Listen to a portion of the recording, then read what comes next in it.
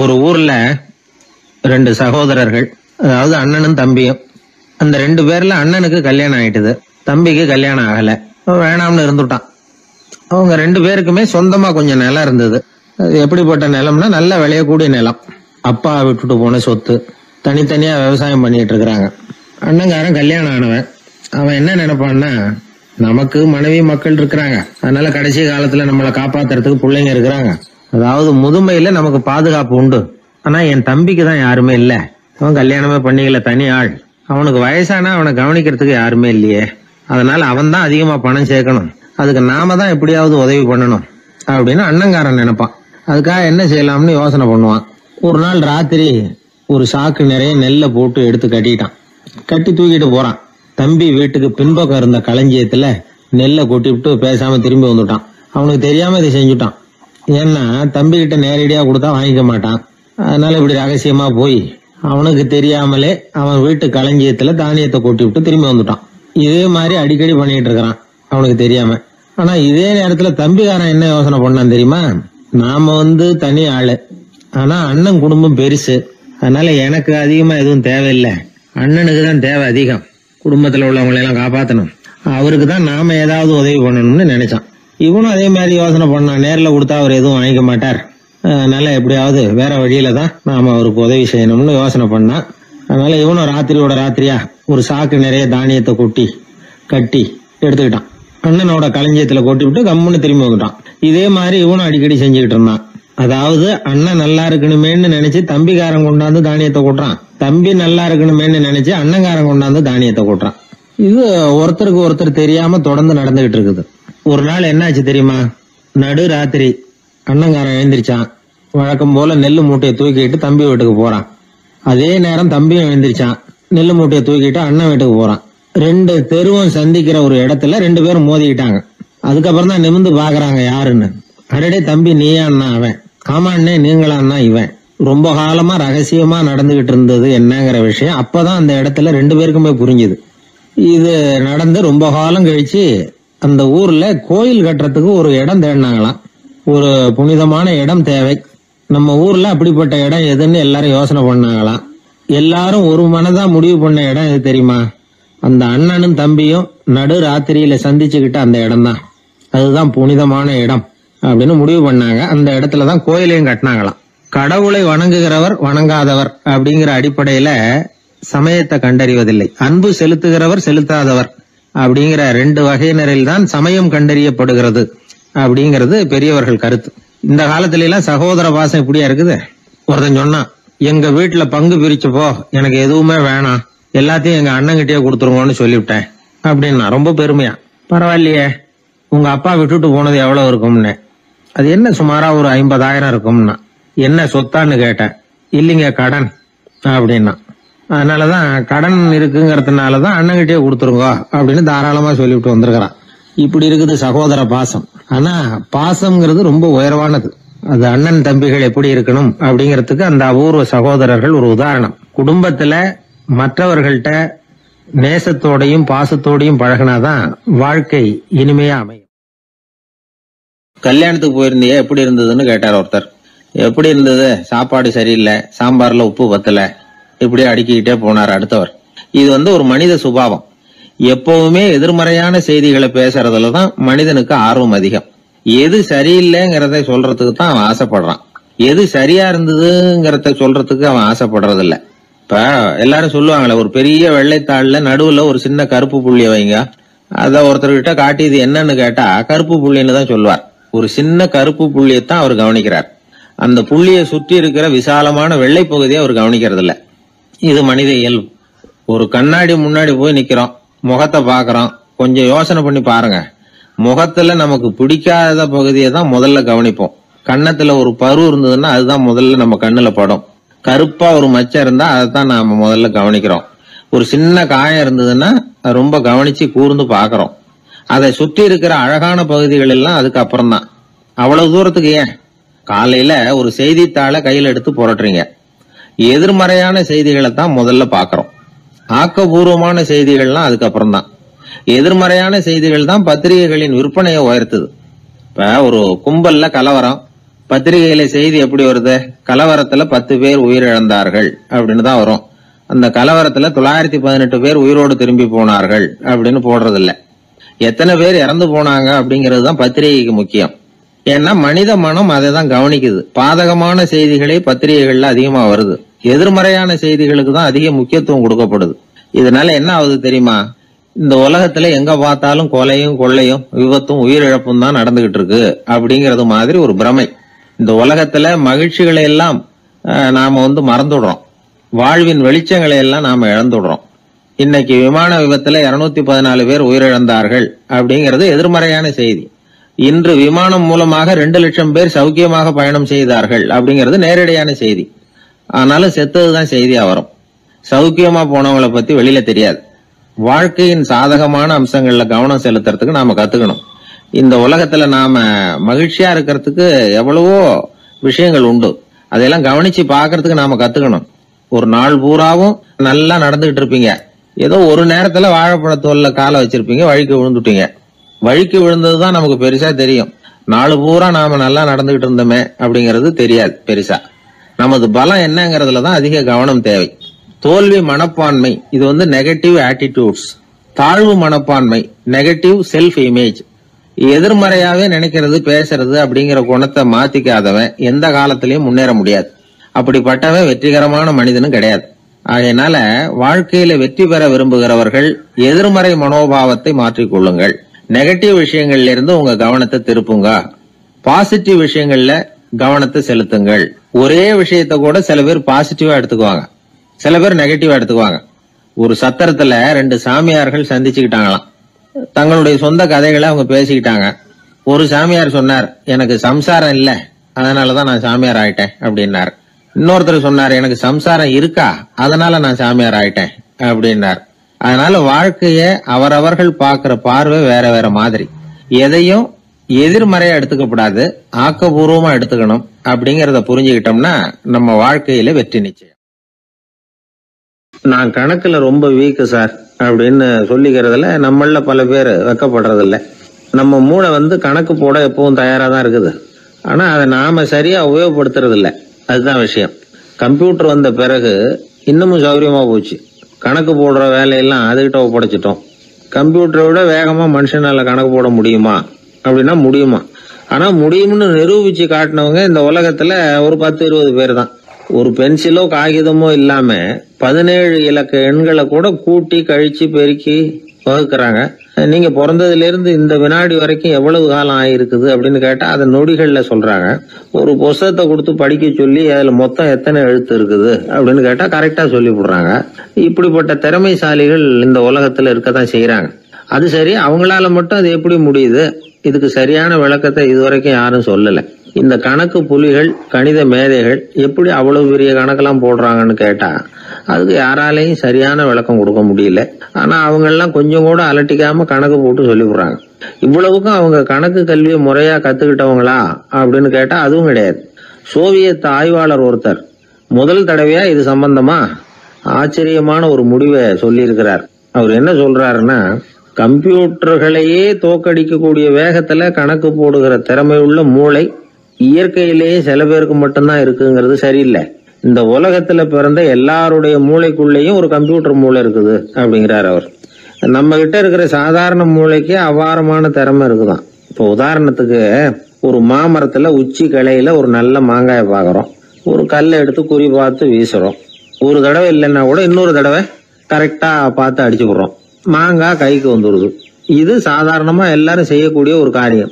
இதுல கவனிக்க வேண்டியது என்னன்னா, கண் அமைக்கிற நேரத்துக்குள்ள மனுஷ மூளை அந்த கல்லோட எடை, மாங்காய் இருக்கக்கூடிய உயரம், தூரம், எரிய வேண்டிய விசையின் அளவு, வேகம் எல்லாத்தையும் கணக்கு போட்டு சொல்லிவிடுது. அதுக்கப்புறம் தான் கல்லை வீசுறோம். நம்ம அறியாமலேயே நமக்குள்ள நடக்கிற ஒரு அதிசயம் இது. மனுஷன் படைச்ச கம்ப்யூட்டரால இவ்வளவு சிக்கல் நிறைந்த விஷயத்தை இவ்வளவு சீக்கிரத்துல கணக்கு போட முடியாதான். அதனால்தான் மனித மூளைக்குள்ள ஒரு கம்ப்யூட்டர் மூளை, அதாவது கணக்கு போடுகிற மூளை இருக்குது, அது இயங்குது அப்படிங்கறத அதுல இருந்து புரிஞ்சுக்க முடியும்னு சொல்றாங்க. இத உயிர் கம்ப்யூட்டர் அப்படின்னு சொல்லலாமா, பயோ கம்ப்யூட்டர். இயற்கை என்ன பண்ணி இருக்குதுன்னா, இந்த உயிர் கம்ப்யூட்டர் விசைய அணைச்சு விட்டு உணர்வு மூளையின் செயல்பாட்டை திறந்து விட்டுருக்கு. அதனால உணர்வு மூளையை உபயோகிக்கிற மனுஷன் தன்னுடைய இயற்கை திறமையை மறந்துட்டு தானே வளர்த்துக்கிட்ட திறமையின் மூலமா சிந்திக்க ஆரம்பிச்சான். இந்த இயற்கையின் உயிர் கம்ப்யூட்டர் விசை அணைக்கப்படாம சில பேருக்கு இருந்துருது. அவங்க தான் கணித மேதைகள். அவங்களுக்கெல்லாம் உயிர் கம்ப்யூட்டருக்கும் உணர்வு மூளைக்கும் தொடர்பு ஏற்பட்டிருக்கு. இப்ப இந்த தொடர்பை எல்லாருக்கும் ஏற்படுத்துறதுக்கு ஒரு வழியை கண்டுபிடிச்சிட்டோம்னு வைங்க, அதுக்கப்புறம் நாம எல்லாருமே கணித மேதைகள் தான், கணக்கு புலிகள் தான். அது வரைக்கும் நாம இப்படியே இருந்துட வேண்டியதுதான். நம்மால் ஒருத்தன் மாங்காய் அடிச்ச கதை தெரியுமா உங்களுக்கு? ஒரு மரத்து உச்சியில ஒரு மாங்காயை பார்த்தான். உடனே அவனுடைய மூளை கல்லோட எடை, மாங்காய் இருக்கிற உயரம், எரிய வேண்டிய வேகம் எல்லாத்தையும் ஒரு நொடியில கணக்கு போட்டு சொல்லிவிட்டுது. அடிச்சான், மாங்காய் விழுந்துட்டுது. இருந்தாலும் அவன் தன்னுடைய மூளையை நொந்துக்கிட்டான். மோசமான மூளைன்னா ஏண்டான்னு கேட்டோம். என்னுடைய மூளை எல்லாத்தையும் சரியா கணக்கு போட்டு சொல்லிவிட்டுது, இருந்தாலும் ஒரு விஷயத்த என்கிட்ட சொல்லாம விட்டுட்டுது அப்படின்னா. என்னத்தேன்னு கேட்டோம். அந்த தோட்டத்துக்கு சொந்தக்காரன் என் பின்னாடி 10 அடி தூரத்துலதான் நின்றுட்டு இருக்கிறாங்கிறத எனக்கு கணக்கு போட்டு அது சொல்லாம விட்டுட்டுது அப்படின்னா. முதுவை தடவிக்கிட்டேன். பிடிச்சவங்களோ பிடிக்காதவங்களோ வாழ்க வளம்னு சொன்னா அது ஒரு மனசே சரியா போடுது. அது நான் கூட வேடிக்கையாக சொல்றது உண்டு. அந்த நண்பர் எப்போ பார்த்தாலும் ஃபோனில் எடுத்தாலும் வாழ்க வளமுடன் பாரு, நேரில் வாழ்க வளம். நான் வேடிக்கையாக சொல்லுவேன், நான் ஒருத்தன் கிணத்துல விழுந்து கிடக்குறான்னு வைங்க, கிணத்துல விழுந்து கிடக்கு, ஐயா யாராவது காப்பாத்துங்க காப்பாத்துங்கிறான். அப்போ கூட அவர் எட்டி பார்த்தாருன்னா முதல்ல வாழ்க வளமுடன் அப்படின்னு சொல்லிட்டு அதுக்கப்புறம் தான் கயிறு எடுக்க ஓடுவார். அந்த அளவுக்கு மனசில் பதிஞ்சு போச்சு அந்த வார்த்தை. நம்ம அப்படி அந்த எண்ண அலைகள் உலகம் பூரா பரவணுங்கிறது அதுதான். அது அப்படி அது அந்த எண்ணத்துக்கு வலிமை உண்டுன்னு இப்போ நம்ம நிறைய இது பண்ணிகிட்டு இருக்கிறோம்.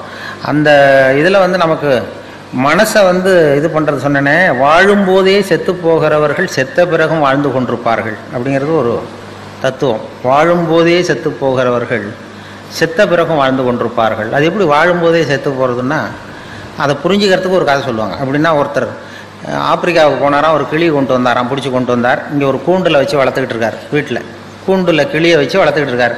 வேலைக்கு சாப்பாடு தண்ணி எல்லாம் வைக்கிறார். அது பாட்டு அந்த கூண்டுக்குள்ளே அந்த கிளி இருக்கு. மறுபடியும் இவர் ஆப்பிரிக்காவுக்கு போகிறார் அந்த வளர்த்தவர். அப்போ அந்த கிளிகிட்ட கேட்டாராம், கூண்டு கிளிகிட்ட போய், இந்த வார கிளியே, நீ பிறந்த இடத்துக்கு நான் போகிறேன், இப்போ மறுபடியும் அங்கே உன் சொந்தக்காரங்க நிறைய பேர் இருப்பாங்க, அவங்களுக்கு ஏதாவது செய்தி இருந்தால் சொல்லு, உனக்கு சொந்தக்காரங்க இருந்தால் செய்தி இருந்தால் சொல்லிட்டு வரேன்னு இருக்கார் அந்த கிளிகிட்ட. இந்த கிளி கூண்டுக்குள்ளேயே உட்காந்துக்கிட்டு, அது ஏதோ நான் கூண்டுக்குள்ளே இப்படியே அது வேலைக்கு சாப்பாடு கிடைக்குது, தண்ணி கிடைக்குது, கூண்டுக்குள்ளே காலத்தை ஓட்டிகிட்டு இருக்கேன்னு சொல்லு அப்படின்ட்டுருக்கு. இவர் நேராக போனார் ஆப்பிரிக்காவுக்கு. போய் அங்கே காட்டு பக்கம் போய் இப்படியே ஒவ்வொரு மரமாக பார்த்து சொல்லிகிட்டு இருந்தாராம். கிளி பார்த்து, உங்கள் ஜோடி கிளி எங்கள் கூண்டில் இருக்குன்னு. எதுவும் கவனிக்கல எந்த கிளியும். ஒரே ஒரு கிளி மட்டும் தனியாக உட்காந்துருந்துதான் ஒரு கிளையில். இவர் யூகத்தில் அந்த கிளிகிட்ட போய், கிளியே உன்னுடைய ஜோடி கிளி அங்கே கூண்டில் வச்சு வேலைக்கு சாப்பாடு தண்ணிலாம் கொடுக்குறோம், கூண்டுக்குள்ளே வாழ்ந்துக்கிட்டு இருக்கு, எங்கள் வீட்டில் தான் இருக்குன்னு சொல்லியிருக்காரு. உடனே அந்த தனியாக இருந்த கிளி பொலன்னு கண்ணீர் விட்டு தான் அப்படியே சுருண்டு விழுந்து செத்து போச்சு. இவர் நினச்சிட்டா, ஐயோ நம்மளால் ஒரு கிளி இப்போ உயிர் போயிட்டுதே, இது அந்த ஞாபகத்தை ஜோடி கிளி, அதோட ஜோடி கிளி இதுன்னு புரிஞ்சுக்கிட்டார். உடனே ரொம்ப சோகத்தோடு வந்தார். இங்கே கூண்டு கிளிகிட்ட சொன்னாராம். கூண்டு கிளிகிட்ட அது மாதிரி சொன்னேன், அங்கே போய் ஒரு மரத்தடியில் உன் ஜோடி கிளி இது மாதிரி நீ கூண்டுக்குள்ளே தான் அப்படியே உழுந்து செத்து போச்சு அப்படின்றாரு. அப்படி சொன்னது இந்த கூண்டுக்குள்ளே இருந்த கிளியும் பொலன்னு கண்ணீர் விட்டு தான் அப்படியே சுருண்டு உள்ளே விழுந்து செத்து போச்சு. இவர் ரொம்ப வருத்தப்பட்டார், அனாவசியமாக 2 கிளியை வீணாக எடுத்துட்டோமே அப்படின்னு சொல்லி. உடனே கிணிமை இதை வச்சுட்டு கூண்டுக்குள்ளே வச்சுருக்கக்கூடாது அப்படின்னு கூண்டை திறந்து அதை எடுத்து தூக்கி எறிஞ்சாராம் பக்கத்து வெளியில் தூக்கி எறிஞ்சா அப்படி படபடன்னு ரெக்கை அடிச்சுட்டு போய் உட்காந்துக்கிட்டு மரத்தில். சாவில் செத்துது மாதிரி கிடந்திருக்கு. போய் உட்காந்துக்கிட்டு சொல்லிச்சான், இது கூண்டுக்குள்ளேருந்து தப்பிக்கிறதுக்கு என்ன வழிங்கிறத என் ஜோடி கிளி உன் மூலமாக சொல்லி அனுப்பிச்சுது. அதுவும் அங்கே சாவல, உயிரோடு தான் இருக்கு. கூண்டுக்குள்ளேருந்து நீ தப்பிக்கணும்னா செத்தது மாதிரி நடி, உன் தலைகள்லேருந்து விடுபட்டு போயிடலாம், வெளியில் வந்துடலாம், கூண்டுலேருந்து விடுதலை கிடைக்கும் உனக்கு. அது ஆன்ம விடுதலை. அதனால் அந்த கிளி வாழும்போதே செத்து போனது, இப்பொழுது செத்த பிறகும் வாழ்ந்து கொண்டிருக்கிறது. வாழும்போதே செத்து போகிறவர்கள் செத்த பிறகும் வாழ்ந்து கொண்டிருப்பார்கள்ங்கிற தத்துவத்தை அப்படி சொல்லுவாங்க. அந்த கலைகள்லேருந்து விடுபடணும்னா அந்த ஆன்ம விடுதலை, அதுதான். அந்த விடுதலை நமக்கு கிடைக்கணுங்கிறது தான் இந்த மன்றத்தை நமக்கு கொடுக்குற பயிற்சிகள். ஆன்ம விடுதலை உள்ளுக்குள்ளே போய் அகத்தாய்வு பண்ணுறதுனா எதுக்குன்னா, உள்ளே இருக்கிற ஒருத்தனை கண்டுபிடிக்கணும். உள்ளே இருக்கிற ஒருத்தர் இருக்கான் நமக்குள்ளே. இப்போ நமக்கெல்லாம் யாருன்னா ஒவ்வொருத்தரும் 3 பேர். இப்போ என்னை பற்றி நான் என்ன நினைக்கிறேன்னா அது ஒருத்தன், என்னை பற்றி நீங்கள் என்ன நினைக்கிறீங்களோ அது ஒரு மனுஷன். நம்ம 2 பேருக்கும் தெரியாத எனக்குள்ள ஒருத்தன் இருக்கான். அவன் மூணாவது மனுஷன். அந்த மூன்றாவது மனுஷனை அடையாளம் கண்டுபிடிக்கிற முயற்சி தான் இந்த அகத்தாய்வு, இந்த பயிற்சிகள்லாம். மூணாவது மனுஷனை நீ கண்டுபிடிச்சி வெளியில் கொண்டு வா, கண்டுபிடிச்சா உலகம் வந்து சமாதானம் வந்துடும். அது என்ன மூணாவது மனுஷன்னா, இது ரொம்ப தியரிட்டிக்கலாக இருக்கிறது மாதிரி இருக்கும். 3 மனுஷன் எப்படி இருக்கான் அப்படின்னு ப்ராக்டிக்கலாக பார்க்கலாம். அதை நான் என்னுடைய அனுபவத்திலே பார்த்துருக்கேன். நான் மயிலாப்பூரில் கொஞ்ச நாள் குடியிருந்தேன், வானொலி நிலையத்துக்கு பக்கத்தில். அப்போ ஒரு 2 வீடு தள்ளி ஒரு பாட்டி அம்மாவுக்கு உடம்பு சரியில்லை, ரொம்ப சீரியஸ், ரொம்ப வயசான பாட்டி, உடம்பு சரியில்லை ரொம்ப. அந்த பேரன்லாம் ஓடி வந்து பாட்டிக்கு உடம்பு சரியில்லை, ஆஸ்பத்திரிக்கு அழைச்சிட்டு போகணும்னு ஓடி வந்தான். உடனே நான் ராத்திரி 12 மணி இருக்கும், ஓடி போய் அந்த பாட்டி ஒரு பக்கத்தில் ஒரு ஆட்டோ ரிக்ஷா ஸ்டாண்ட் இருந்தது, அதில் போய் ஒரு பையன் தூங்கிட்டு இருந்தான், எல்லாம் தூங்கிட்டானோ, ஒரு பையன் தூங்கிட்டு இருந்தான். ஆட்டோ டிரைவர், எழுந்திருப்பா, பாட்டியை ஆஸ்பத்திரிக்கு கொண்டு போகணுன்னு. இப்போலாம் வர முடியாது சார், காலையில் பார்த்துக்கலாம் அப்படின்னா. பாட்டியப்பா, பாட்டிக்கு உடம்பு சரியில்லடா, சீரியஸாக இருக்குன்னா, பாட்டிக்கெல்லாம் போய் ஏன் சார் கவலைப்படுறீங்க அப்படின்னா. ஒரு பொடியன் சின்ன அப்படிலாம் இல்லை, உனக்கு எவ்வளோ பணம் வேணுமோ தரோம், நீ வாடான்னதும் சரி 250 ரூபா கொடுத்தா வரேன் அப்படின்னா. நீ எவ்வளோ வேணாலும் வாங்கிக்க வாடான்னு சொல்லி ஆட்டோவை கூப்பிட்டு வந்தோம். அந்த இடத்துக்கு 30 ரூபா தான் இப்போ பணம் கொடுக்கறது வழக்கம். அந்த இடத்துலேருந்து ராயப்பேட்டை ஆஸ்பத்திரிக்கு 30 ரூபா. இவன் 250 ரூபா கேட்டான். சரி வாடான்னு சொல்லி கூப்பிட்டு வந்து பாட்டி வீட்டுக்கு முன்னாடி நிறுத்தி, அவனும் உள்ள ஓடி வந்து பாட்டியை தூக்கும்போது அவனும் கை கொடுக்குறான். கையை கொடுத்து தூக்கிட்டு வரான். தூக்கிட்டு வந்து பாட்டியை உட்கார வச்சு நாங்கள்லாம் போகிறோம். போய் ராயப்பேட்டை ஆஸ்பத்திரியில் கொண்டு போய் இறக்குனதும் அவனும் மறுபடியும் தூக்கிட்டு வரான். பாட்டியை தூக்கிட்டு வந்து டாக்டர்கிட்ட ஒப்படைச்சிட்டு மறுபடியும் வெளியில் வந்தான்.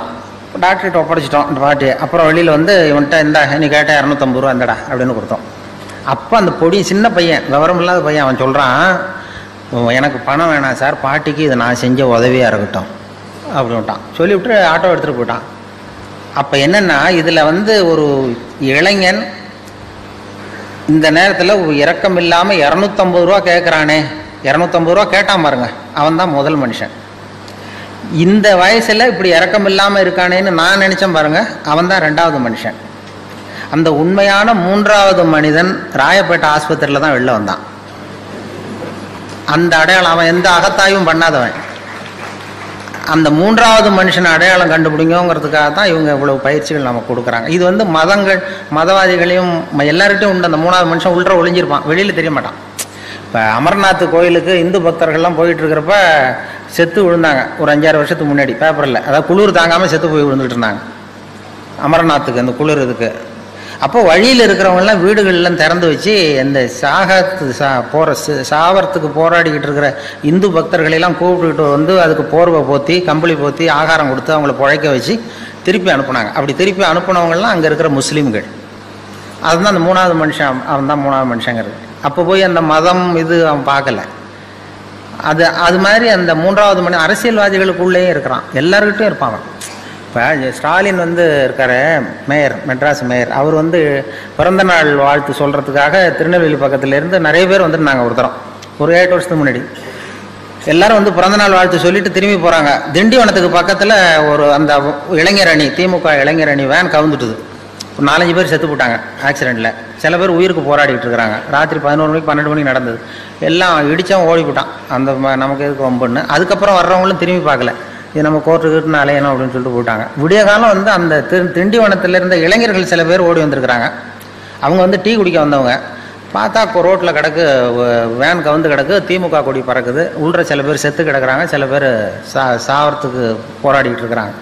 இந்த இளைஞர்கள் டீ குடிக்க வந்த பசங்க ஓடி போய் அவங்கள பார்த்து உடனே அவங்கள பிடிச்சி இழுத்து காப்பாற்றி கொண்டு போய் ஆஸ்பத்திரியில் சேர்த்து அவங்களுக்கு வேண்டிய வைத்திய வசதியெல்லாம் பண்ணி கொடுத்து, குடும்பத்துலேருந்து எல்லாம் குணம் கொடுத்து, அப்புறம் அவங்க ஊருக்கு தண்டி கொடுத்து எல்லாரையும் வரவழைச்சி பரிபூர்ணமாக குணப்படுத்தி வீட்டுக்கு அனுப்புகிற வரைக்கும் அந்த இளைஞர்கள் துணையாக இருந்தாங்களாம். இதில் என்ன விஷயம்னா, அந்த கவிழ்ந்த அடிபட்டவன் பூரா திமுக இளைஞர் அணி, அதை காப்பாற்றினவங்க பூரா அதிமுக இளைஞர் அணி.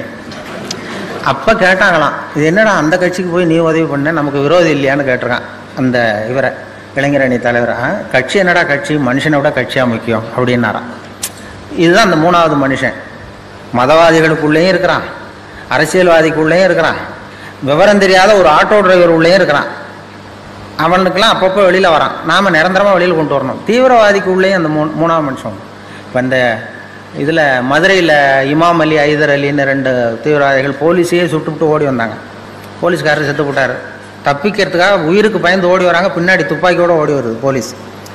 அப்போ அந்த பைபாஸ் ரோடு வழியாக வராங்க. வர்றப்போ அப்போ தான் ஸ்கூல் விட்டு சின்ன குழந்தைகள்லாம் தள்ளாடி முதுகில் பொசம் விட்டு வெளியில் வந்திருக்கு. ஸ்கூல் விடுற நேரம் இவன் துப்பாக்கியால் துரத்திட்டு போகிறாங்க 2 தீவிரவாதிகளை. அப்போ இந்த பரபரப்பில் 2 பிள்ளைங்க தடுமாறி கீழே வந்துட்டு தான். அப்போ அந்த உயிருக்கு பயந்து ஓடிட்டு இருக்கிற அந்த தீவிரவாதிகள் இமாம் அலியும் ஐதர் அலியும் இந்த கீழே விழுந்த குழந்தைகளை தூக்கி கொண்டு போய் ஓரத்தில் வச்சுட்டு அப்புறம் ஓடினான். அதுதான் மூணாவது மனுஷன். இந்த மூன்றாவது மனிதனை அடையாளம் கண்டுகொள்ளுங்கள் அப்படிங்கிறது தான் இங்கே நாம் அதுக்காக தான் இந்த இவ்வளவு முயற்சியெலாம் நடக்கிறது. நமக்குள்ளே ஒருத்தர் இருக்கிற அந்த மூன்றாவது மனிதனை அடையாளம் கண்டுபிடிச்சி வெளியில் கொண்டு வரணும். அப்போ தான் அதை கண்டுபிடிச்சிட்டா உலகம் இன்பமயமாக இருக்குங்கிறது தான் இது. வேறு கடவுள் அங்கே எங்கே தேடிட்டு இருக்கா? உள்ளே இருக்கிற அவன் தான் கடவுள். உள்ளே இருக்கிறான் பாருங்கள், அந்த மூணாவது மனுஷன் அவன் தான் அந்த இறைவன் கட்டான். இப்போ வந்து மதம் தான் ரொம்ப கடவுளுக்காக கவலைப்படுறது. மனுஷன் கூட கவலைப்படுறதில்ல, மதங்கள் தான் அதிகமாக கடவுளை பற்றி கவலைப்பட்டு ஒருத்தனுக்கு என்ன, ஒருத்தருக்கு ஒரு அப்பா தானே இருக்க முடியும். ஒருத்தன் அந்த அதான் போகிறாரு, அது யாரான்னு கேட்குறீங்க. ஒரு பையனை எங்கள் அப்பாங்கிறான். அதோ போகிறாரு, அவர் யாரானா அதுவும் எங்கள் அப்பான்னு சொல்லுவான். ஆனால் இன்றைக்கி மதவாதிகள், இப்போ நாம் மனிதர்களை தான் சொல்லிகிட்டு இருக்கிறோம். உலகத்தை படைத்தவன் ஒருத்தன் என்ன ஒரு சக்தினா அவனும் அங்கே ஒருத்தர் இருக்கார், இங்கே ஒருத்தர் இருக்கார், அவர் ஒரு அப்பா இவர் ஒரு அப்பான்னு சொல்லிகிட்டு இருக்க முடியாது. ஒரு தெருவில் 2 பேர் சண்டை போட்டுக்கிட்டு இருந்தானோ, ஒருத்தன் மூஞ்சியில் ஒருத்தன் குத்திக்கிட்டு இருந்திருக்கான். ரொம்ப கடுமையாக சண்டை 2 பேருக்கு இடையில், தெருவில் நடுத்தெருவில் சுற்றி நின்று வேடிக்கை பார்க்குது, கும்பல் வேடிக்கை பார்க்குது. அப்போ ஒரு பையன் ஒதுங்கி நின்றுருக்கான். அந்த வழியாக வந்தவர் கேட்டிருக்காரு, என்னப்பா அங்கே நடக்குது சண்டை அப்படின்னா, ஒன்றும் இல்லை, எங்கள் அப்பாவுக்கும் இன்னொருத்தருக்கும் சண்டை உள்ற, அதை எல்லோரும் வேடிக்கை பார்க்குறாங்க, நான் ஒதுங்கி நிற்கிறேன், எங்கள் அப்பாவுக்கும் இன்னொருத்தருக்கும் தான் சண்டை நடக்குது உள்றேன்றான் அந்த பையன். அப்போ அந்த விசாரித்த பெரியவர் கேட்டிருக்காரு, சரிப்பா அந்த 2 பேரில் யாரா அவங்க அப்பான்னு கேட்டிருக்காரு. சண்டையே அதுக்காக தான் நடந்துகிட்ருக்கு அப்படின்னா. இப்போ நாம் இந்த மதவாதிகள் போடுகிற சண்டைக்கும் அதுக்கும் என்ன வித்தியாசம் இருக்குது? நாம் போடுற சண்டை அதே மாதிரி சண்டை தான், மதவாதிகள் போடுற சண்டை. அந்த அளவுக்கு வந்து நம்ம மனசை நம்மளுக்கு எடுத்துருக்கு அப்படிங்கிறது தான் மன தூய்மைங்கிறது வேணும். மனசு வந்து எதுலேருந்து விலகி இருக்கிறதோ அதுலேருந்து துன்பம் இல்லை அப்படின்னு திருவள்ளுவர் சொல்கிறேன். எனக்கு நிம்மதி வேணும், சந்தோஷம் வேணும்னு ஒரு பெரியவர்கிட்ட வந்தான் நான் ஒருத்தன், ஆசிரமத்தை தேடி. எனக்கு நிம்மதியே கிடைக்க மாட்டேங்குது, நீ படுறா, உனக்கு என்ன காரணம் சொல்கிறேன்னு ராத்திரி இங்கே படு, காலையில் உனக்கு சொல்கிறேன் அப்படின்னு படுக்க வச்சார். படுக்கையெல்லாம் கொடுத்து பெட்டு தலைவெல்லாம் கொடுத்தாரு. படுத்து தூங்கினான் நிம்மதியாக. மறுநாள் எழுந்திரிச்சான். இவர் வந்தார், அந்த குரு வந்து எழுந்துடுறா அப்படின்னா எழுந்திரிச்சான். அந்த தலைவணியை தூக்குனார். தலைவனை தூக்குனா உள்ளேருந்து ஒரு நல்ல பாம்பு படம் எடுக்குது. இவரே கொண்டு வந்து வச்சிருக்காரு ராத்திரி நல்ல பாம்பை. அவன் அப்படியே அலறிட்டு ஓடி வந்துட்டான். அப்போ கேட்டாரான், ஏண்டா ஒரு நல்ல பாம்பை தலைக்கு அடியில் வச்சுக்கிட்டு எப்படி உன்னால் நிம்மதியாக தூங்க முடிஞ்சுது? ராத்திரி பூரா நிம்மதியாக தூங்கியிருக்க, நல்ல பாம்பு உன் தலைக்கு பக்கத்துலேயே இருக்குது, அதை வச்சுக்கிட்டு எப்படிடா நீ தூங்கினேன் அப்படின்னு கேட்டாரான். அது இருக்கிறது எனக்கு தெரியாதுங்க, அதனால் தூங்கினேன், என் மனசு அதிலேருந்து விலகி இருந்தது, அதனால் நிம்மதியாக இருந்தேன் நான். அதுதான் மனது எதிலிருந்து விலகி இருக்கிறதோ அதிலிருந்து நீங்கள் நிம்மதியாக இருப்பீர்கள் அப்படிங்கிறது தான். இதெல்லாம் வந்து மனதை புரிந்து கொள்ளுகிற போது தான் இந்த கருத்தில் நமக்கு தெரியும். மனசை அடக்க நினைக்கிறவனுக்கு இதெல்லாம் தேவையில்லை. அவன் கண்ணையும் காதையும் இது கட்டிகிட்டு இருந்தானா போகிறோம், அந்த முயற்சி வேண்டியதில்லை. மனதை புரிந்து கொள்ளுங்கள்னு சொல்கிறது அதுதான். மனதை புரிந்து கொள்ள முயற்சி செய்யுங்கள். என் கூட வேலை பார்க்குறப்போ ஒரு அம்மா இருந்தாங்க. அவங்க எப்போதும் அவங்க வீட்டுக்காரர் படத்தையே வச்சுருப்பாங்க, கையில் பத்திரமா வச்சுருப்பாங்க. அவ்வளவு மரியாதை மதிப்புன்னு சொல்லி நாங்கள்லாம் அவங்கள பெருசாக நினைப்போம்.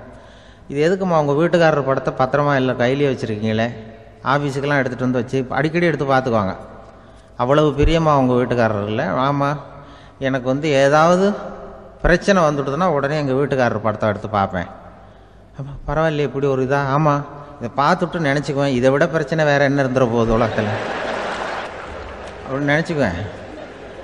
உடனே எனக்கு எல்லாம் போயிடும் அப்படின்ட்டு தான். அப்படி ஒரு அம்மா இருந்தாங்க, இப்போ இருக்காங்க, வேலை பார்த்துக்கிட்டு இருக்காங்க. அப்படிலாம் இங்கே இருக்கிற தாய்மார்கள் பெண்கள் யாராவது அப்படி கூட பண்ணலாம். எப்போதுமே உங்கள் வீட்டுக்காரர் படத்தை கையில் வச்சுக்கோங்க. அது ஒரு யோசனை, குடும்பம் குதூகலமாக இருக்கிறதுக்கு அது ஒரு யோசனை.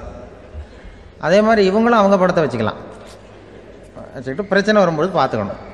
இதை விட நமக்கு என்ன வந்துட போகுது பெருசாக அப்படி அப்படி தான் இருக்கணும். குடும்பம் வந்து நல்லபடியாக இருக்கணும்னா அதுக்கு இப்போ சொல்லுவாங்க, கடவுளே வந்து ஒரு வீட்டு கணவன் வீட்டு தலைவர் கனவுல வந்தாராம். கடவுள் வந்து இது மாதிரி உன்னை விட்டுட்டு உங்கள் குடும்பத்தை உன்னையெல்லாம் விட்டுட்டு போக போகிறேன்னா, அதனால் ஏதாவது வர வேணும்னா கேட்டு போய் வாங்கிக்கோ அப்படின்னு கடவுள் சொன்னாராம் அந்த குடும்ப தலைவர்கிட்ட.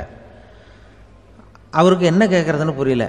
கடவுள் வந்து விட்டுட்டு போகிறேங்கிறாரு, ஏதாவது வரம் கேட்டுக்கோ அப்படின்னு நம்ம என்ன பண்ணுறது, என்ன கேட்குறதுன்னு ஒன்றும் புரியல. குழம்பிக்கிட்டு இருந்தான் அந்த ஆள் கனவுல. இப்போ கடவுள் சொன்னாரா, சரி நீ ரொம்ப குழப்பமாக இருக்க, நாளைக்கு மறுபடியும் உன் கனவுல வரேன், அதுக்குள்ளே நீ முடிவு பண்ணி வை, உனக்கு என்ன வரம் வேணுமோ கேட்டு வாங்கிக்கோ, உனக்கு வரம் கொடுத்துட்டு நான் போயிடுறேன், உன்னை விட்டுட்டு போகிறதா நான் முடிவு பண்ணிட்டேன் அப்படின்ட்டுருக்காரு கடவுள். சரி ஒரு நாள் அவகாசம் கொடுங்க, நாளைக்கு நான் அதுக்குள்ளே முடிவு பண்ணி வைக்கிறேன்ட்டு அவர் வந்தார். மறுநாள் முழிச்சுக்கிட்டார். முடிச்சுட்டு மனைவி மகன் மக்கள் எல்லாரையும் கூப்பிட்டார், குடும்பத்தில் எல்லாரையும். இப்படி வாங்க, இது மாதிரி நேற்று கனவுல வந்தார் கடவுள், நம்மளை விட்டுட்டு போக போகிறாராம், என்ன வரம் வேணும்னு கேட்டு வாங்கிங்கோ அப்படின்னு இப்போ சொல்லிட்டார். என்ன கேட்குறதுன்னா அப்படின்னு அந்த கணவன் கேட்குறான். இந்த மனைவி சொல்கிறாங்க, என் உடம்பு பூரா நகையாக இருக்கணும் அப்படின்னு கேள் அப்படின்ட்டுருக்கு. அதுக்குள்ளே அந்த ஒரு பொண்ணு ஓடி வந்து, அப்படிலாம் கேட்காதப்பா கடவுள்கிட்ட, இப்போ இருக்கிற சொத்து எவ்வளோ இருக்கோ அதுபோல் இன்னொரு பங்கு வேணும்னு கேள் அப்படின்னு. அந்த பையன் வந்து அவன் வேறு சொன்னான், அவன் அது நமக்கு வந்து இது போல் ஒரு 10 பங்காவது வேணும், 2 பங்களா கார் வேணும் அப்படின்னு அவன் ஒரு லிஸ்ட்டை கொடுத்தான். இவர் என்ன கேட்குறதுன்னு முடிவு பண்ணுறதுக்குள்ள அங்கே வேலை செய்கிற அம்மா, ஒரு வயசான அம்மா வந்திருக்கு, வேலை செய்கிற அம்மா. அது வந்து சொல்லிச்சான் இவர்கிட்ட, தப்பாரு கடவுள்கிட்ட அப்படிலாம் கேட்காதப்பா, நாளைக்கு வரும்பொழுது என்ன வர வேணும்னா எங்கள் குடும்பத்தில் எல்லாரும் அன்பாக இருக்கணும், பாசமாக இருக்கணும்னு கேட்டு வாங்கிக்கோ வரத்தை. அன்பு பாசம் குடும்பத்தில் எப்போதும் நிலவணும்னு கேட்டு வாங்கிக்கோ, வேற எல்லாம் நம்ம பார்த்துக்கலான்னு இந்த பெரியம்மா சொல்லிச்சான். மறுநாள் அதே மாதிரி படுத்து தூங்கினார். கடவுள் கனவுல வந்தார். வந்து கேட்கும்பொழுது இவர் சொன்னாராம், ஐயா எனக்கு வந்து எங்கள் குடும்பத்தில் நாங்கள் கணவன் மனைவி புள்ள குட்டி எல்லாம் பாசமாக இருக்கணும், அன்பாக இருக்கணும், இதுதான் எங்களுக்கு வர வேணும் அப்படின்னு கேட்டாராம். இவர் கேட்டதும் கடவுள் வந்து தலையை சொரிய ஆரம்பிச்சிட்டாராம். ஏன் என்ன யோசிக்கிறீங்கன்னு கேட்டிருக்காரு. நீங்கள் அன்பாக பிரியமாக இருந்தீங்கன்னா அப்புறம் ஏன் நான் உங்களை விட்டுட்டு போக போகிறேன், நான் ஏற்கனவே இல்லைங்கிறதுனால தான் உங்களை விட்டு போகலாம்னு முடிவு பண்ணியிருந்தேன். இப்போ நீங்கள் ஏற்கனவே பாசமாக இருந்தீங்கன்னா நான் இனிமேல் போக மாட்டேன், அதனால் ஏன் முடிவை மாற்றிக்க வேண்டியதுதான், உங்கள் கூட தான் இருக்க போகிறேன்னாராம். இப்படி ஒரு கதை சொல்லுவாங்க. அதனால் ஒரு குடும்பத்தில் அந்தந்த உறவு முறைகள் சரியாக இருக்கிற வரைக்கும் எல்லாம் நல்லாயிருக்கும். அங்கே தான் இறைவன் வாழும் இல்லம்ங்கிறாங்களே, அதுதான் அது. அதில் அந்த குடும்ப தலைவருங்கிறவர் கணவன் அப்படிங்கிறதுனால அவருக்கு தான் பொறுப்பு. அவருக்கு நிறைய சகிப்புத்தன்மை வேணும், கோபம் வரக்கூடாது, யார் என்ன சொன்னாலும் போகணும். சில கணவன்மார்கள் வந்து எது சொன்னாலும் மனைவி வந்து தட்டுறதில்லை. அங்கே போனால் போவாங்க, எதுக்கு போக சொல்கிறேன்னு கேட்குறதில்ல, போகிறது, இங்கே வான்னா வர்றது. திருவள்ளூர் மனைவி இருந்தாருன்னு சொல்கிறாங்கல்ல, அது மாதிரி. அது எப்படின்னா ஒருத்தர் சொன்னார், அது அப்படி இல்லை, அதுக்கு ஒரு கதை சொன்னார். ஹிட்லர் வந்து வந்தாராம் ஒரு தடவை, ஒரு பெரிய கப்பல் மேலே, கப்பலுடைய மேல் தளத்தில் ஹிட்லர் வந்துக்கிட்டு இருக்கார். ஒரு இங்கிலீஷ் கேப்டன் எதிரில் நிற்கிறான். அவனுக்கு பெரிய ஆச்சரியம், இந்த ஆள் எப்படி இப்படி ஒரு தனி மனிதனாக இருந்துக்கிட்டு உலகத்தையே இப்படி இந்த பாடுபடுத்துகிறார் அப்படின்னு சொல்லி, உன்னுடைய வெற்றிக்கு என்ன காரணம்னு கேட்டாராம் அந்த இங்கிலீஷ் கேப்டன். இப்போ ஹிட்லர் சொன்னாராம், என்னுடைய வெற்றிக்கு காரணம் என்கிட்ட வேலை செய்கிற ஊழியர்கள். நான் கிழிச்ச கோட்டை தாண்ட மாட்டாங்க, நான் என்ன சொல்கிறேனோ அதை உடனே செய்வாங்க, ஏன் எதுக்குன்னு எதிர்த்து பேச மாட்டாங்க, அதுதான் என்னுடைய வெற்றிக்கு காரணம் அப்படின்னு சொல்லி அதை நிரூபித்து காட்டுறேன் பார் அப்படின்னு சொல்லி கையை தட்டினாராம் ஹிட்லர். உடனே ஒரு சிப்பாய் எங்கேருந்து வந்து லெஃப்ட் ரைட்னு போட்டு வந்து சல்யூட் பண்ணி நின்னான்.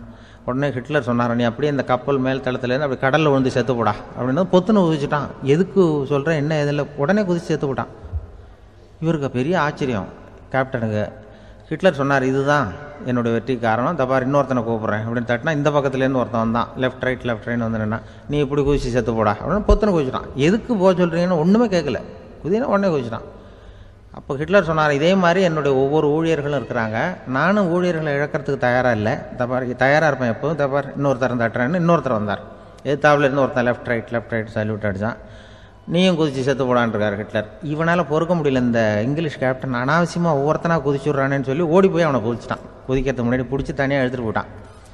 தனியாக எடுத்துகிட்டு போய் அந்த சிப்பாய்கிட்ட கேட்டாரான் அந்த இங்கிலீஷ் கேப்டன், ஏன்ப்பா அந்த ஆள் குதிக்க சொல்கிறான்னா நீ ஏன் எதுக்குன்னு கேட்கறது இல்லையா, உடனே குதிச்சு செத்து போகிறீங்களே, இதெல்லாம் என்ன அநியாயம் அப்படின்ட்டுருக்கான் அந்த இங்கிலீஷ் கேப்டன் கையை பிடிச்சிக்கிட்டு. உடனே அந்த சிப்பாய்க்கு கோவம் வந்துட்டு தான், உடையா கையை, இவன்ட்ட வேலை பார்க்குறத விட உழுந்து செத்து போகலான்னு நான் குதிக்கிறான், என்ன அனாவசியமாக எதுக்கே இருக்க சொல்கிறேன் அப்படின்னு சொல்லி குதிச்சுட்டானா. அதனால் இந்த உடனே சொல்கிறத செய்கிறாங்க பாருங்கள், அவங்கள நம்பக்கூடாது. கணவன்மார்களுக்கு ஒரு எச்சரிக்கை, சொல்கிறத உடனே செஞ்சுருவாங்க மனைவி, நீ அங்கே போனால் போங்க வரணும் அது ஹிட்லர் மாதிரி நினைக்கிறாங்கன்னு அர்த்தம். இதுகிட்ட பேசிக்கிட்டு இருக்கிறத விட சொல்கிறத செஞ்சுட்டு போடுவோமே, அப்படி சமாளிக்கிற கணவன்மார்கள் உண்டு. குடும்பத்தில் வந்து அப்படிலாம் இருந்து சமாளிக்கிறாங்க. குடும்பத்தில் ஒருத்தர் அனுசரிப்பு தன்மைங்கிறது ரொம்ப அவசியம். கணவன் மனைவின்னா அனுசரித்து போகணும்னு சொல்லுவாங்க. அதாவது ஒரு கணவன் அதுக்காக தான் அந்த காலத்துலலாம் ஒரு வீட்டுக்கு வந்து மாப்பிள்ளை தேடுறதுங்கிறது ஒரு பெரிய குடும்பத்தை நிர்வகிக்கிற அளவுக்கு ஒரு கணவனாக வரக்கூடிய எப்படி இருக்கணும் அப்படின்னா, அந்த காலத்தில் புலி வேட்டைக்கு போகணும். ஒரு பொண்ணுக்கு மாப்பிள்ளை தேடுறதுன்னா நம்ம தமிழ் பழக்கம் என்னென்னா, காட்டுக்கு போய் ஒரு புலியை வேட்டையாடிட்டு வரணும், அந்த புலி பல்லு அல்லது நகத்தை கொண்டுட்டு வரணும் அந்த இளைஞன், அதை வந்து வீட்டில் கொடுப்பான், அதை தான் கட்டி அதை வந்து இதாக கட்டுவாங்க, மாலையாக போடுவாங்க, தாலியாக கட்டுவாங்க. அதாவது வீரம் இருக்கா, பையனுக்குன்னு பார்ப்பாங்க. ஒரு பொண்ணு வேணும்னா நீ முதல்ல வீட்டுக்கு பொண்ணு கேட்க போகக்கூடாது, காட்டுக்கு போகணும், போய் புளியை கொண்டு வா, அதுக்கப்புறம் தான் உனக்கு பொண்ணு அப்படின்னு சொல்லுவாங்க. இப்போவெல்லாம் ஏன் போகிறது இல்லைன்னா, இப்போலாம் ஒருத்தனை வந்து காட்டுக்கு போய் புலிப்பல் கொண்டு வான்னா புலி தான் மாப்பிள்ளையாக வரும். அதனால தான் இப்போ போகிறதில்ல யாரும் காட்டுக்கு. அப்போ வந்து பெண்களும் வந்து ரொம்ப வீரமாக இருந்தாங்க. பெண்கள் மூலம் அந்த காலத்தில் எப்படின்னா, முறத்தாலேயே புலியை துரத்துவாங்களாம். நம்ம பழைய பாட்டிலெல்லாம் பார்த்துருப்பீங்க, முறத்தால் புலியை விரட்டினாங்கன்னு வரும் பழைய பாட்டு. ஒரு அந்த அளவுக்கு பெண்களுக்கு வீரம்.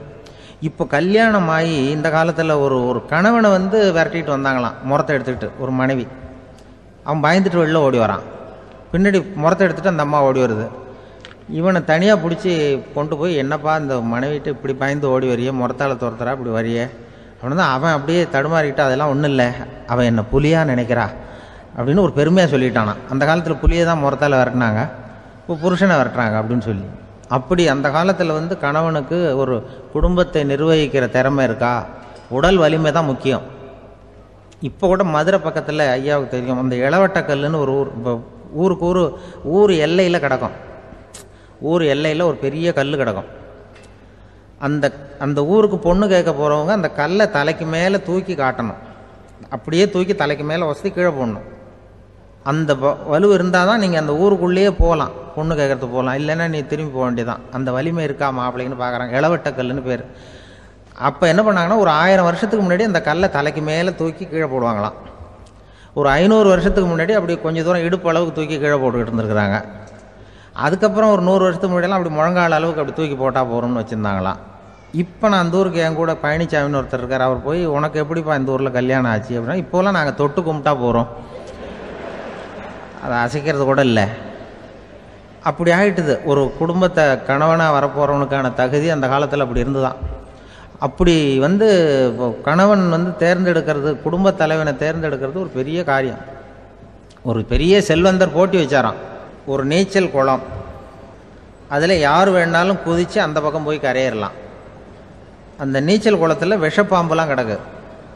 யார் துணிஞ்சி அந்த விஷப்பாம்பு இருக்கிற குளத்தில் குதித்து அந்த பக்கம் போய் கரையேறானோ அவனுக்கு ஒரு 100 ஏக்கர் நிலம் கொடுப்பேன், அது வேண்டான்னா ஒரு 1000 ஆடு கொடுப்பேன், அதுவும் வேண்டான்னா என் பொண்ணை கொடுப்பேன் அப்படின்னு போட்டி வச்சார். அதான் மாப்பிள்ளையை தேர்ந்தெடுக்கிறதுக்கு அவர் ஒரு வழி, நீச்சல் குளத்தில் குதிச்சு கரையேறணும். இப்போ அந்த ஊரில் இருக்கிற இளைஞர்கள்லாம் வந்து பார்க்குறாங்க அந்த குளத்தில் குதிக்கணும்னு. ஆனால் குளத்தில் ஒரு விஷப்பாம்புலாம் கிடக்கு. இது என்ன பண்ணுறதுன்னு பார்த்தா யாருமே குதிக்கிறதுக்கு தைரியம் வரல. திடீர்னு ஒருத்தன் துணிஞ்சு குதிச்சான், படபடன்னு அடிச்சுட்டு போய் அந்த பக்கம் கரையேறிட்டான். கரையேறின உடனே பரவாயில்லையே ஒரு ஆள் வந்துட்டான்னு சொல்லி அவனை அந்த இளைஞனை போய் பிடிச்சிட்டு வந்தாங்க. அந்த பெரியவர் கேட்டார், ஏப்பா இவ்வளவு பெரிய விஷப்பாம்பெல்லாம் கிடக்கிற நீச்சல் குளத்தில் நீ துணிஞ்சு குதித்து கரையேறி இருக்கிற, உனக்கு என்ன 1000 ஏக்கர் நிலம் கொடுத்துறவா, 100 ஏக்கர் நிலம் கொடுக்கவா சொல்கிறப்படி அப்படின்னா, வேண்டாம் சார்ன்றிருக்கான். ஓஹோ அப்படின்னா ஒரு 1000 ஆடு வேணுமா உனக்கு அப்படின்னா, அதுவும் வேண்டாம் சார். ஓ அப்படின்னா என் பொண்ணு வேணுமா அப்படின்னா, அதுவும் வேண்டாம் சாருங்கிறான். அப்புறம் எதுக்குடா குதிச்சுன்ட்டு, என்ன உனக்கு என்ன தான் வேணும் அப்படின்னு கேட்டிருக்கார். என்னை எவன் பிடிச்சி தள்ளி விட்டவன்னு தெரியணும் அப்படின்ட்டுருக்கான். அதுக்காக அவன் பார்த்துருக்கான். அப்படி இருந்தால் தான் துணிச்சல் வரும் இந்த காலத்தில். எதுக்கு இவ்வளவு சங்கடம்லாம் வச்சாங்கன்னா, ஒரு குடும்பத்துக்கு தலைவராக வர வேண்டிய ஒரு ஆள், கணவனாக இருக்க வேண்டியவனுக்கு துணிச்சல் இருக்கா, தைரியம் இருக்கா அப்படிங்கிறது பார்க்கறதுக்காக இப்படிப்பட்ட தேர்வு முறைகள்லாம் வச்சுருந்தாங்க அந்த காலத்துலலாம். இப்போலாம் கல்யாணம் பண்ணுறது ஆளுக்கு நேரில் பார்க்காமலே கூட கல்யாணம் நடக்குது இன்டர்நெட்டில். இப்போ சர்டிஃபிகேட் கேட்குறாங்க, நோய் நொடி இல்லாமல் இருக்காரா பார், காட்டுக்கெலாம் போக வேண்டாம், நேராக ஆஸ்பத்திரிக்கு போய் ஒரு சர்டிஃபிகேட் வாங்கிட்டு வா, உனக்கு ஒன்றும் வியாதி இல்லைன்னு ப்ரூவ் பண்ணு, அதுக்கப்புறம் பார்த்துக்கலாம், மற்றதை பேசுவோம் அப்படின்னு சொல்லி அப்படி இருக்குது நிலைமை. அதனால் குடும்பத்தில் வந்து அந்த கணவனாக இருக்கிற வேண்டியவனுக்கு பொறுப்பு அதிகம். ஏன்னா எல்லாத்தையும் அனுசரித்து போக வேண்டியதாக வந்தான். அப்படி தான் இருக்குது. அந்த கணவன் மனைவிக்குள்ளே விட்டு கொடுக்கறது அதெல்லாம் பற்றி நிறைய எல்லாரும் ஏற்கனவே நம்ம புலவர்கள்லாம் பாடியிருக்காங்க, எல்லோரும் சொல்லுவாங்க. ஒரு கணவன், ஒரு குழந்தை பிறந்து தான் ஒரு வீட்டில், அந்த குழந்தைக்கு என்ன பேர் வைக்கிறதுங்கிறது ஒரு தகராறு. இந்த குழந்தைக்கு என்ன பேர் வைக்கிறதுங்கிறதுல தகராறு வந்துடுது. யார்? கணவனுக்கும் மனைவிக்கும். அவன் என்ன சொல்கிறான், எங்கள் அப்பா பேரை தான் வைக்கணுங்கிறான் அவன். இந்த அம்மா என்ன சொல்லுது, இல்லை எங்கள் அப்பா பேரை தான் வைக்கணும் அப்படிங்குது. காலையிலேருந்து சண்டை, தகராறு. எதிர்த்த வீட்டுக்காரன் பார்த்தான், இது என்ன காலையிலேருந்து எதிர்த்த வீட்டில் தகராறு நடக்குது, என்னென்னு போய் கேட்டிருக்கான். என்னம்மா உங்களுக்கு உள்ள தகராறு, காலையிலேருந்து பார்த்தேன் அப்படின்னா. ஒன்றும் இல்லைம்மா, எங்கள் குழந்தைக்கு பேர் வைக்கிறதுல எங்களுக்கு உள்ளே ஒத்து போக முடியல. நான் எங்கள் அப்பா பேரை வைக்கணுங்கிறேன், அந்த அம்மா அவங்க அப்பா பேரை வைக்கணுங்குது. அதுதான் எங்களால் குடும்பத்தில் ஒரு நிம்மதி இல்லாமல் இருக்கிறோம், தகராறு பண்ணிகிட்ருக்கோம் அப்படின்னு நானா. அப்போ எதிர்த்த வீட்டுக்காரன் சொல்லியிருக்கான், எதிர்த்த வீட்டுக்காரன்னு நான் எதுக்கு இருக்கிறேன், நான் பஞ்சாயத்து பண்ணி வைக்கிறேன். இப்போ உங்களுக்குள்ள என்ன இது பேர் தானே வைக்கணும், ஏன்ப்பா உங்கள் அப்பா பேர் என்ன அப்படின்னு அவனை கேட்டிருக்கான். எங்கள் அப்பா பேர் சீனிவாசன் அப்படின்ட்டுருக்கான். இந்த அம்மாவை உங்கள் அப்பா பேர் என்னம்மா, கிருஷ்ணன் அப்படின்னு சொல்லி. இவன் யோசித்து பார்த்தான், குழந்தைக்கு சீனிவாச கோபாலகிருஷ்ணன் பேர் வைங்க போங்க அப்படின்ட்டு போயிட்டான். ஏற்ற விட்டுக்கு தீர்த்து வச்சுட்டு போயிட்டான். போனதுக்கப்புறம் இவங்க 2 பேரும் பேசிக்கிட்டாங்க. சரி, இந்த சீனிவாசன் சரி கிருஷ்ணன் சரி, நடுவில் கோபாலம் யார் அப்படின்னு சொல்லி அவனை போய் இழுத்துட்டு வந்தான். எழுத்து வீட்டில் போய் அது யார்ரா, அது இங்கே வா, அது யார்ரா கோபாலன், அது எங்கள் அப்பா பேர்,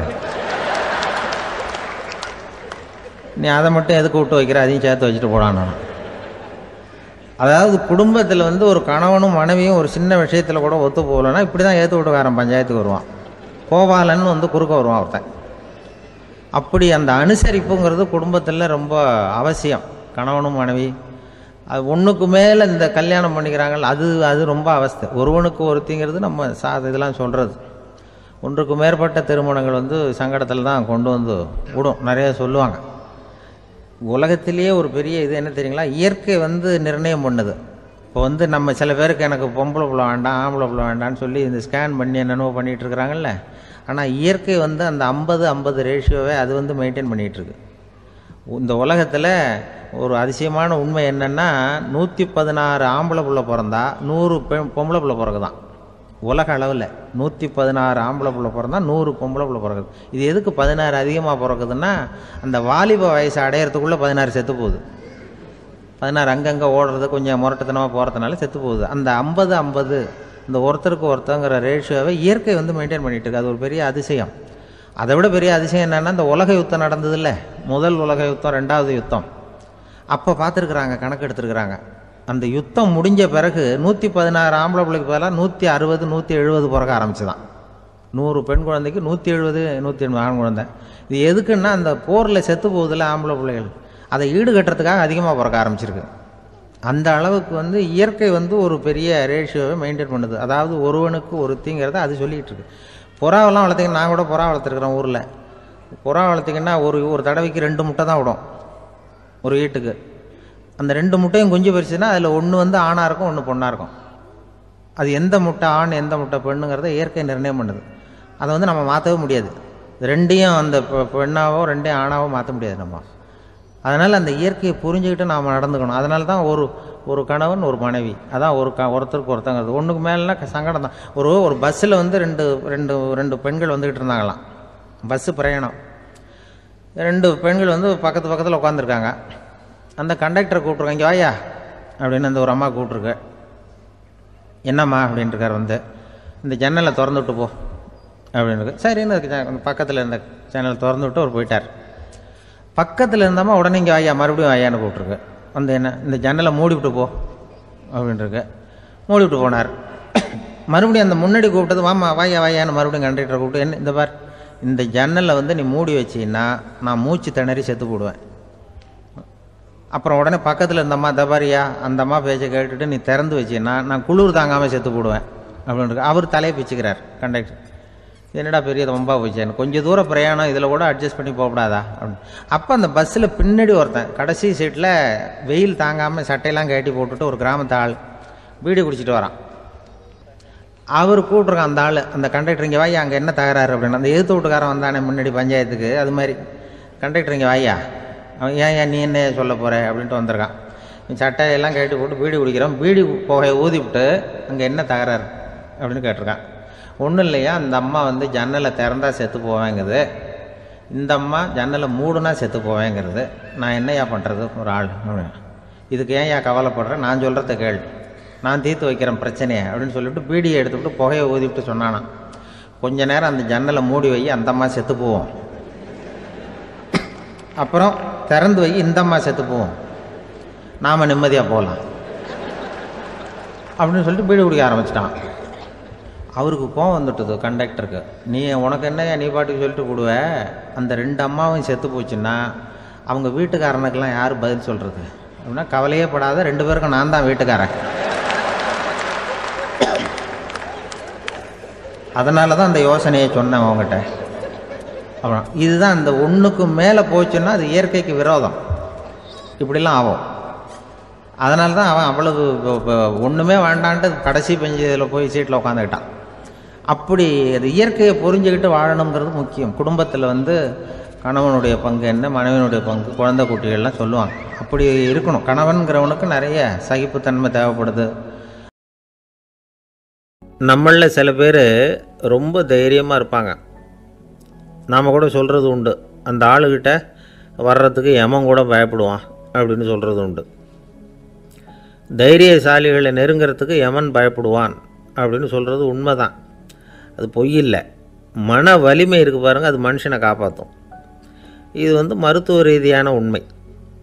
உடல் கோளாறுகள் மன ஆரோக்கியத்தை பாதிக்கும்.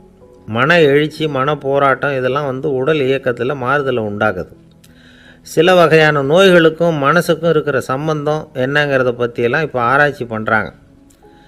ஆஸ்மா, மூட்டு வலி, பெருங்குடல் அழற்சி, உயர் இரத்த அழுத்தம், சோரியாசிஸுங்கிற தோல் வியாதி, வயிற்று புண்ணு, இந்த தைராய்டு நச்சுத்தன்மை, இது மாதிரி நோய்களை உண்டாக்குறதுல மனசோட பங்கு என்னங்கிறத பற்றியெல்லாம் ஆய்வு பண்ணி பார்த்துருக்குறாங்க. எதுக்கு எடுத்தாலும் சோர்ந்து போகிறது, தோண்டு போகிறது, இப்படிப்பட்ட மனவாகு, அதோட யாரும் நமக்கு உதவ முடியாது அப்படிங்கிற மனோபாவம், கைவிடப்பட்ட மனநிலைமை, இதெல்லாம் நோயோட தீவிரத்தை ரொம்ப அதிகரிக்க செய்யுதான். இவங்கெல்லாம் அந்த கைகால் வலிக்குது, உடம்பு அசதியாக இருக்குது, தூக்கம் வரல, முதுகு வலிக்குது, உடம்பில் உணர்ச்சி குறையுது, கை கால் விரல்லாம் மரத்து போகுது, இப்படி ஏதாவது சொல்லிக்கிட்டு டாக்டர்களை தேடி வந்துக்கிட்டு இருப்பாங்க. நெஞ்சு வலி யாருக்கு வருது தெரியுமா? பதற்றம், போட்டி மனப்பான்மை, அளவுக்கு அதிகமான வேகம், துடிப்பு, பேராசை, இதுலேயும் கட்டுப்பாடு, நேரம் தவறாமை, அப்புறம் இதெல்லாம் உள்ள மனவாக உள்ளவங்க இருக்கிறாங்கல்ல, அவங்க பெரும்பாலும் நெஞ்சு வலிக்கு ஆளாயிடுறாங்களாம். ஃப்ரீட்மேன் அப்படிங்கிறவர் நிறைய ஆராய்ச்சியெல்லாம் பண்ணி பார்த்துட்டு இதை உறுதிப்படுத்தியிருக்கிறார். அவர் பண்ணின ஆராய்ச்சியில் என்னெல்லாம் தெரிய வந்தது தெரியுமா? பொறுப்பு அதிகம் உள்ளவங்களுக்கு கண்டிப்பாக இரத்த அழுத்தம் வரும், அதிகமாக இருக்குமா. அதே மாதிரி கண்டிப்பாக இருக்கிறாங்கல்ல, அவங்களுக்கும் இரத்த அழுத்தம் அதிகரிக்குமா. இரத்த அழுத்தம் தனக்கு அதிகமாக இருக்குங்கிறத தெரிஞ்சுக்கிட்டவங்க தலைவலி, மயக்கம், இந்த தலை சுத்தல், அசதி, இது மாதிரியான உணர்வுகளை அவங்களுக்கு வந்துடும், அது மாதிரி உணர்வு. ஆனால் உண்மை என்ன தெரியுமா? இதெல்லாம் இரத்த அழுத்தத்தினால இல்லை, இரத்த அழுத்தம் கட்டுப்பாட்டுக்குள்ளே இருந்தால் கூட இவங்க இப்படி நினைக்கிறாங்களாம். இதுக்கு காரணம் மனசு தான் அப்படிங்கிறார் அவர். சில பேர் எப்படி தெரியுமா? ஒருத்தர் மாரடைப்பால் இறந்து போனார் அப்படின்னு கேள்விப்பட்டால் போதும், இறந்து போகிறதுக்கு காரணம் இதயம்தான் அப்படிங்கிற பீதியால், இதய தளர்ச்சி அப்படிங்கிற மனநோயால் பாதிக்கப்படுறார். இவங்கெல்லாம் அடிக்கடி தங்களுடைய இதய பகுதியை தொட்டு பார்த்துக்குவாங்க, நாடியை பிடிச்சி பார்த்துக்குவாங்க, அடிக்கடி மூச்சை உள்ளுக்கு இழுத்து வெளியில் விட்டு வலி வருதா அப்படின்னு பார்த்துக்கிட்டு இருப்பாங்க. வேறு எங்கேயாவது வலிச்சா கூட நெஞ்சை வலிக்குதா அப்படின்னு பார்ப்பாங்க. நெஞ்சு வலிக்குதுன்னு கூட சில பேர் சொல்ல ஆரம்பிச்சிருவாங்க. ஆஸ்மாவுக்கும் மனசுக்கும் சம்பந்தம் உண்டு. தீர்வு காண முடியாத மன போராட்டங்கள் எல்லாத்துக்கும் அடுத்தவங்களையே சார்ந்து இருக்கிற மனநிலை, இதெல்லாம் ஆஸ்மாவினுடைய தீவிரத்தை அதிகப்படுத்திடும். பயம், இது எப்படின்னா என்ன நடக்குமோங்கிற பதற்ற நிலை, அப்புறம் இந்த பயம், இதெல்லாம் சுவாசித்தலை அதிகரிக்க செய்யுது இல்லையா. இதனால் இரத்தத்தின் காரத்தன்மை அதிகமாகி நோயின் தீவிரமும் அதிகமாகுது. மன போராட்டம், மனக்கவலை, மன இறுக்கம், இதெல்லாம் தோல் வியாதியை தூண்டி விடுதான். இது மாதிரி இன்னும் எவ்வளவோ இருக்குது. அதனால் இன்றைக்கி நமக்கு தேவை என்னென்னா மன வலிமை, மலர்ந்த முகம், இது ரெண்டும் இருந்துட்டுதுன்னா பலவிதமான நோய்கள் நம்மக்கிட்ட நெருங்கி வராது. டாக்டர் என்ன நெருங்காமல் இருக்கிறதுக்கு நான் ஒரு காரியம் பண்ணுறேன் அப்படின்னார் ஒருத்தர். அவர் என்ன அர்த்தத்தில் சொன்னார்னா, டாக்டர் அவரை நெருங்காமல் இருக்கிறதுக்கு அவர் ஒரு காரியம் பண்ணுறாராம். நண்பர்கிட்ட சொன்னார். நண்பர் கேட்டார், அது என்ன காரியம் பண்ணுற அப்படின்னு கேட்டார். தினம் ஒரு ஆப்பிள் பழம் சாப்பிட்றேன்னார் அவர். ஏன்னா ஆங்கிலத்தில் ஒரு பழமொழி சொல்லுவாங்கள்ல, an apple a day keeps doctor away அப்படிம்பாங்க. ஒரு ஆப்பிள் பழம் சாப்பிட்டா டாக்டர் விலகியே இருப்பார், டாக்டர்கிட்ட போக வேண்டிய அவசியம் இருக்காது அப்படிங்கிறதுக்காக அந்த பழமொழி சொல்கிறது. என்ன, நான் யாருமே நெருங்காமல் இருக்கிறதுக்கு நான் ஒரு காரியம் பண்ணுறேன்னார் இன்னொருத்தர். டாக்டர் நெருங்காமல் இருக்கிறதுக்கு ஆப்பிள் பழம் சாப்பிட்றேன்னார் அவர். என்னை யாருமே நெருங்காமல் இருக்கிறதுக்கு நான் ஒரு காரியம் பண்ணுறேன்னார் இன்னொருத்தர். அது என்னன்னு கேட்டோம். தினம் ஒரு பூண்டு சாப்பிட்றேன்னார். ஏ கார்லிக் எ டே கீப்ஸ் எவ்ரிபடி அவே அப்படின்னு அதுக்கு ஒரு புது விளக்கமும் கொடுத்தார். ஒரு ஆள் அசையாமல் கிடக்கிறார், அவர் இருக்காரா போயிட்டாராங்கிறத எப்படி முடிவு பண்ணுறோம்? அவர் மூக்குக்கு முன்னாடி புறங்கையை வச்சு பார்க்குறோம், மூச்சு வருதா இல்லையா அப்படிங்கிறத கண்டுபிடிக்கிறதுக்காக. மூச்சுங்கிறது அவ்வளவு முக்கியமான ஒரு விஷயம். சுவாசம் இல்லைன்னா எதுவுமே இல்லை. நம்ம பூமி இருக்க அது கூட சுவாசிக்குதுங்கிறத சோவியத் விஞ்ஞானிகள் கண்டுபிடிச்சிருக்கிறாங்க. பூமிக்கு மேலே இருக்கிற மண் அடுக்கில் காற்றில் உள்ள ஆக்சிஜன் ஆக்சிகரணம் அடையுது அப்படின்னு தான் இதுவரைக்கும் எல்லோரும் நம்பிக்கிட்டு இருந்தாங்க. ஆனால் இப்போ என்ன கண்டுபிடிச்சிருக்கிறாங்கன்னா, அந்த ஆக்சிஜன் பூமிக்குள்ளே 1 கிலோமீட்டர் ஆழம் வரைக்கும் ஊடுருவி போகுதான். பூமிக்குள்ளே 2 பக்கமும் பல கிலோமீட்டர் வரைக்கும் பரவுதான். பூமிக்குள்ளே இருக்கிற நீர்நிலை அடுக்குகள் தான் நுரையீரல் செய்கிற வேலையை செய்யுதான். நம்ம உடம்புல நுரையீரல் இல்லைன்னா ஒன்றும் நடக்காது. ஒரு மரத்தை தலைகீழாக தொங்க போட்டால் எப்படி இருக்கும் அப்படி யோசிச்சு பாருங்கள். அப்படி தான் இதுவும், நுரையீரலும் அப்படி தான் இருக்கும். வலது பக்கம் ஒன்று, இடது பக்கம் ஒன்று. வலது பக்கம் நுரையீரல் கொஞ்சம் பெருசாக இருக்கும், நுட்பமான நரம்பு குழாய்கள் அதில் இருக்கும். கோடிக்கணக்கான நுண்ணிய குழாய்களை வச்சுக்கிட்டு தான் அது வேலை செய்யுது. 25 கோடி குழாய்கள் இருக்கும். அதை அப்படியே முழுசாக பிரித்து பரப்புனா ஒரு டென்னிஸ் கோர்ட்டில் பாதி பரப்பளவு இருக்குமா. நுரையீரல் நிறம் கருஞ்சிவப்பு தான். புகை அதிகமாக உள்ளே போச்சுன்னா அது கருப்பாயிடுது. காற்றுல உள்ள பிராணவாயுவை இது இழுத்து எடுத்துக்கிட்டு ரத்தத்தை சுத்தப்படுத்துகிற முக்கியமான வேலையை இது செய்யுது. அசுத்த காற்றை வெளியில் அனுப்பி வச்சுருது. ஒருத்தர் வேகமாக ஓடி வரார், அவருக்கு மூச்சு இறைக்கும். பயங்கரமாக எதையாவது பார்த்து விடுறார், உடனே மூர்ச்சை ஆகிடுவார். இது மாதிரி சமயங்களில் வேறு எந்த தூண்டுதலும் இல்லாமல் நுரையீரல் தானாகவே இயங்கும். இப்படி ஒரு அவசியம் ஏற்படுறப்போ இயக்கத்தை தூண்டி விடுற முக்கியமான இணைப்பு மூளைக்கு கீழே முதுகு எலும்புக்கு மேற்பகுதியில் இருக்குது. அது உடனே சுவாசத்துக்கு அவசர உதவியை கொடுக்குது. இப்போ ஒருத்தர் பேசாமல் உட்காந்துருக்கார். இந்த சமயத்தில் அவருக்கு 1 பங்கு காற்று தேவைப்படுதுன்னு வச்சுக்கோங்க. அவர் எழுந்திரிச்சு நடக்கும்பொழுது 1.5 மடங்கு தேவைப்படும். ஓடினார்னா 3 மடங்கு தேவைப்படும். படுத்துருக்கிறப்ப 1/2 மடங்கு தான் தேவைப்படும். இதுக்கு நிமிஷத்துக்கு 16 தடவை மூச்சு விட்டாகணும். இப்படி சாதாரணமாக உள்ளே இழுக்கிற காற்று கொஞ்சம்தான் இருந்தாலும் இது மாதிரி 8 மடங்கு காற்றை உள்ளே இழுத்து வச்சுக்கிற சாமர்த்தியம் நுரையீரலுக்கு இருக்குதான். தண்ணி, நுண்கிருமிகள், ரசாயன பொருள் இப்படி எது உள்ளே போனாலும் நுரையீரல் சமாளிச்சுக்கும். 30 வருஷமாக விடாத புகை பிடிக்கிறவர் தொடர்ந்து உள்ளே அனுப்பி வைக்கிற புகையை கூட சமாளிக்குதுன்னா பார்த்துங்களேன். உள்ளே போகிற புகை நுட்பமான சுவாச முடிச்சுகளை அழிச்சு விடுது. கறி புகை அது மேலே படிஞ்சு உபயோகம் இல்லாமல் பண்ணிவிடுது. ஆனாலும் தேவைக்கு அதிகமாக 8 மடங்கு கூடுதலாக சுவாச முடிச்சுகள் நம்ம உடம்புக்குள்ளே இருக்கிறதுனால சமாளிக்க முடியுது. சமாளிக்க முடியலன்னா சில சமயம் மூச்சு திணறும். அதை ஒரு எச்சரிக்கையாக எடுத்துக்கிட்டு புகை பிடிக்கிற பழக்கத்தை விட்டுடணும். அதுதான் நல்லது. ஆனால் அப்படி யார் விடுறது? இணை பிரியாத 2 நண்பர்கள் இருந்தாங்களாம். 2 பேரும் விடாமல் சிகரெட்டு குடிக்கிறவங்க. அதில் ஒருத்தன் செத்து போட்டான். இன்னொருத்தன் அதுக்கப்புறம் 2 சிகரெட்டாக குடிக்க ஆரம்பித்தானான். ஏன் இப்படி பண்ணுறேன்னு கேட்டிருக்காங்க. நான் ஒரு சிகரெட்டு தான் குடிக்கிறேன், செத்து போன என்னுடைய ஃப்ரெண்டு இருக்கானே செத்து போனவன், அவனுக்காக இன்னொரு சிகரெட்டு குடிக்கிறேன் அப்படின்னு நானா. இது ரொம்ப ஆபத்து, விட்டுடு அப்படின்னு சொல்லியிருக்காங்க. சரின்னு ஒத்துக்கிட்டான். ஆனால் அதுக்கப்புறமும் ஒரு சிகரெட் வீதமாக குடிச்சிக்கிட்டே இருந்தான். சிகரெட்டு பழக்கத்தை நீ இன்னும் விடலையான்னு கேட்டாங்களாம். அந்த பழக்கத்தை நான் எப்போவோ விட்டுட்டேன், இப்போ நான் குடிக்கிறது என் ஃப்ரெண்டுக்காக.